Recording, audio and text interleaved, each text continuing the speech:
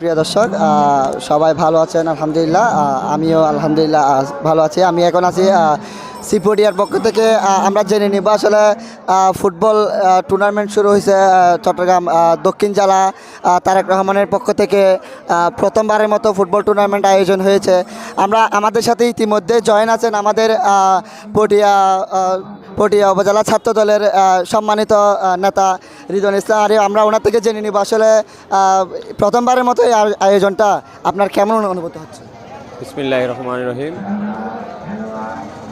বাংলাদেশ জাতীয়তাবাদী শহীদ Zia gold cup tournament আজকের আয়োজিত ফুটবল ম্যাচ আমরা সুন্দরভাবে উপভোগ করেছি। আসলে শহীদ জিয়া সিটি গোল্ড কাপ এই টুর্নামেন্টটা আমাদের পটিয়ার জন্য এক গর্বের বিষয়। এরকম টুর্নামেন্ট যেন আমরা বারবার পটিয়া থেকে দিতে পারি এবং আমাদের আলহাজ সানামুল হক এনাম ভাইকে সাদর আমন্ত্রণ এবং ধন্যবাদ জানাই যেন এরকম টুর্নামেন্ট যেন আমরা বারবার ওনার কাছ থেকে আশা করি। ইনশাল্লাহ আমরা পটিয়াবাসী ধন্য এই ফুটবল খেলার মাধ্যমে। আচ্ছা, অসংখ্য ধন্যবাদ। আচ্ছা, আমরা তারেক রহমানের পক্ষ থেকে এই প্রথমবার যে গোল্ড কাপের আয়োজন করা হয়েছে, আমরা কি প্রত্যেক বছর কি এই গোল্ড কাপটা দেখব?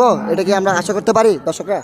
ইনশাল্লাহ গত 37 বছর পর আমরা শহীদ জিয়া গোল্ড কাপ টুর্নামেন্ট পটিয়াতে আয়োজন করতে পেরেছি।